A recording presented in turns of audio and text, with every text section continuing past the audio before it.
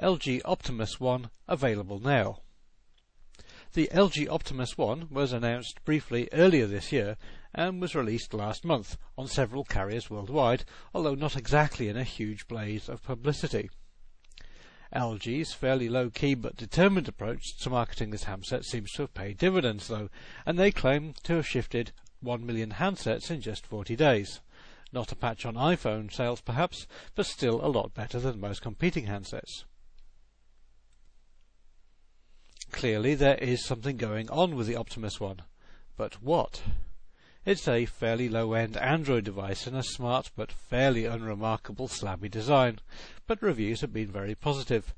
LG have shown some attention to detail in both hardware and their own software add-ons. The pricing is right and the LG badge on it certainly does not hurt sales. This is an Android 2.2 smartphone with various LG-sourced software enhancements. Inside is a 600 MHz CPU, which doesn't seem like much when high-end devices are running at 1 GHz, but then the Optimus One's fairly modest hardware doesn't need much more than that. Modest? Well, the 3.2-inch 320 by 480 pixel display is about as basic as Android phones get, but it certainly does the job, especially for first-time smartphone users, and the Optimus One has a capacitive touchscreen which is much nicer to use than the resistive panels found on many rivals.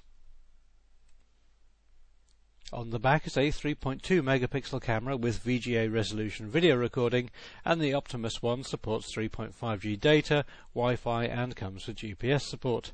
There's a multimedia player, FM radio, microSD expandable memory and a 3.5mm audio socket too.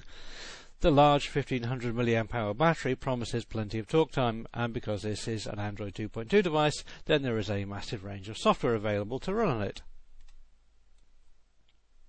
Current retail prices are about €230 or £200 SIM-free including tax, although if you shop around you can possibly get a better deal than that. Overall, the LG Optimus One can do a lot of things. It looks quite nice, it isn't too expensive, and it comes from a brand that most consumers trust. And most reviews say that it's a pretty decent handset as well. Combine this with LG's success in getting the Optimus One placed with 120 carriers worldwide, then you can see why it's a strong seller. Perhaps the Optimus One goes some way to address LG's weakness in the smartphone market. Traditionally seen as a manufacturer of lower spec feature phones and fashion phones, LG have failed to keep up with rivals in this sector. And while the Optimus One might not wow the more technically advanced customers, it does seem to be doing rather well.